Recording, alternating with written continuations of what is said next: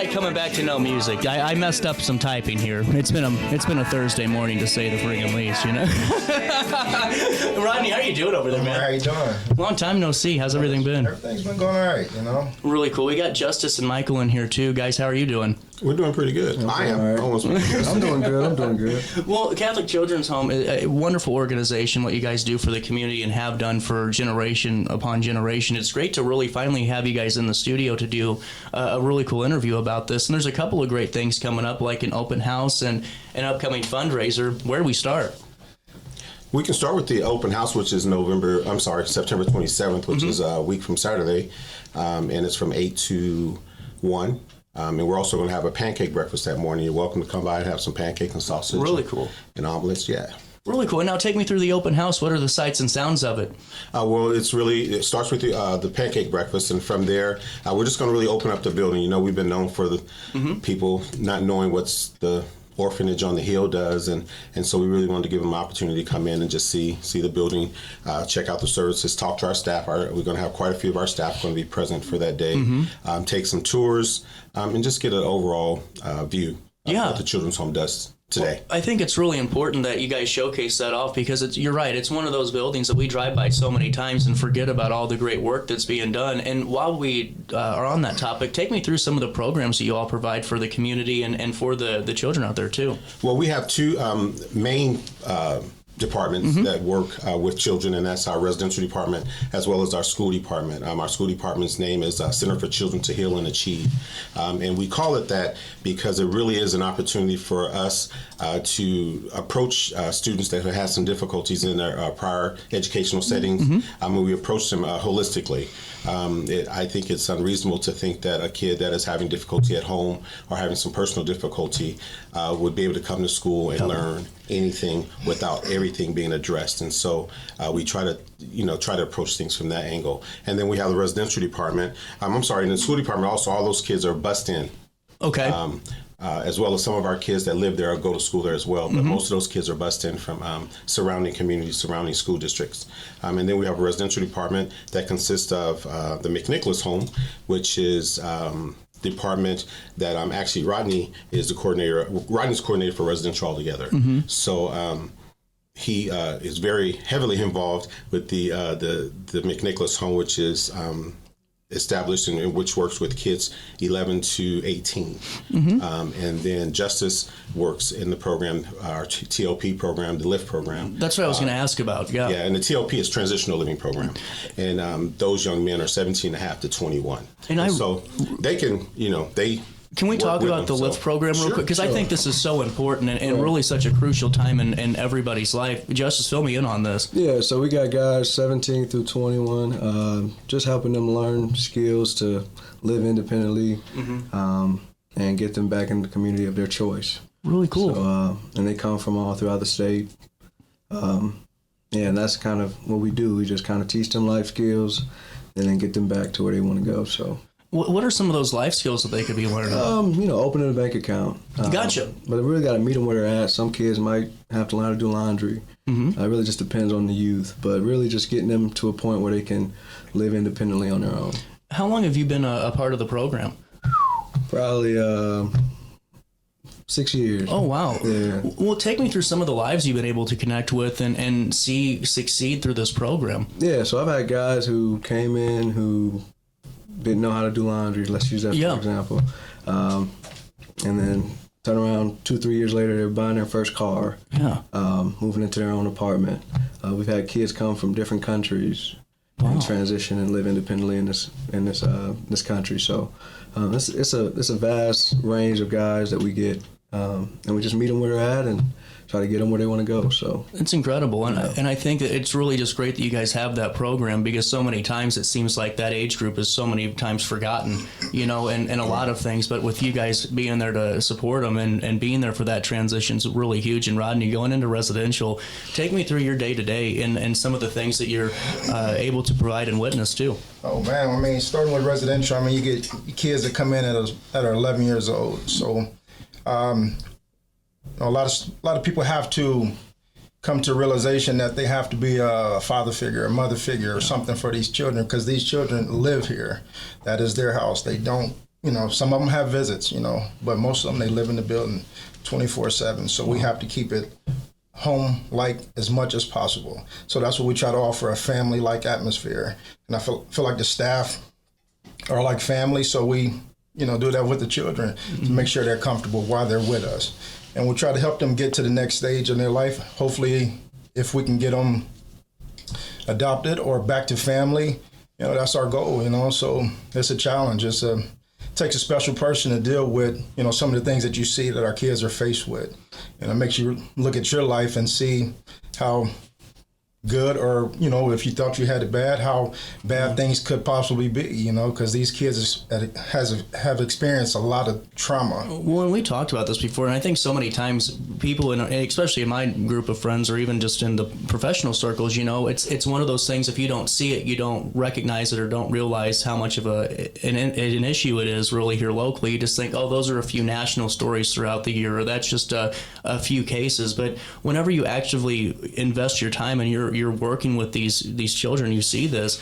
It's I'm sure an eye opener on so many levels, and that perspective that you get while you're working with them too. It's really just it's such a fascinating relationship that you all share with the children, and they share with you too. Well, yeah, and Justice mentioned a couple of times meeting the youth where they are, where they're at, and a lot of times we as adults, we look at, they come in, they may be 12 or they may be 17, and we automatically think because they're 17, they have a base of knowledge or a base of skills that a lot of our kids don't have. And so we have to really sometimes dial it back and meet them at the level in which they're presenting with us, and then help them get along and help them gain the skills to be able to do the things, the self-help skills.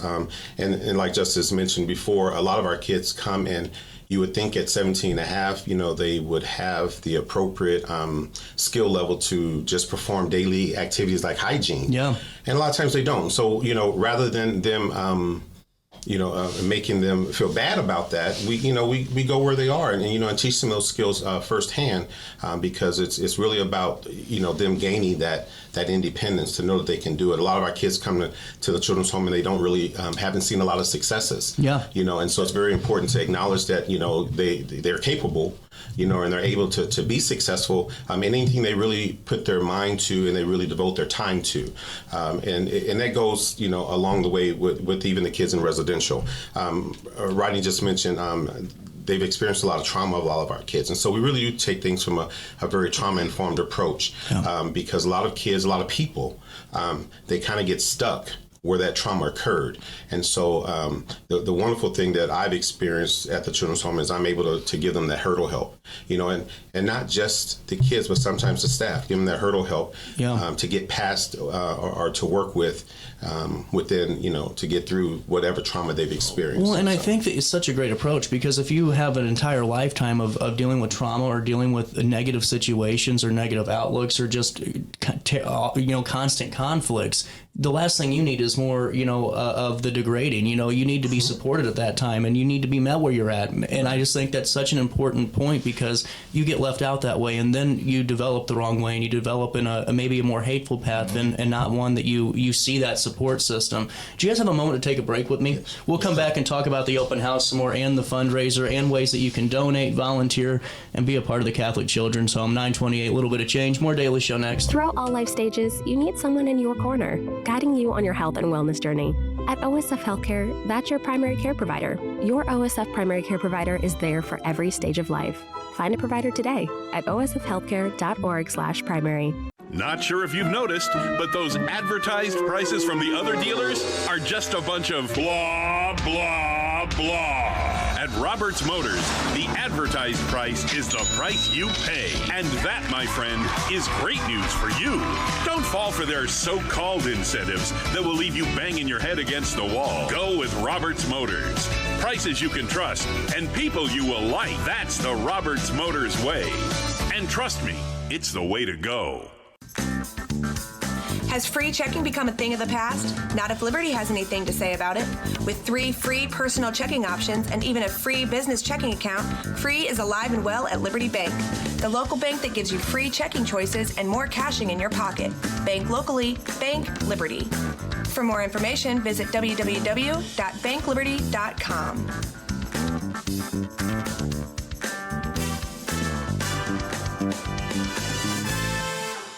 You're listening to Our Daily Show with CJ Nasello on RiverBender.com.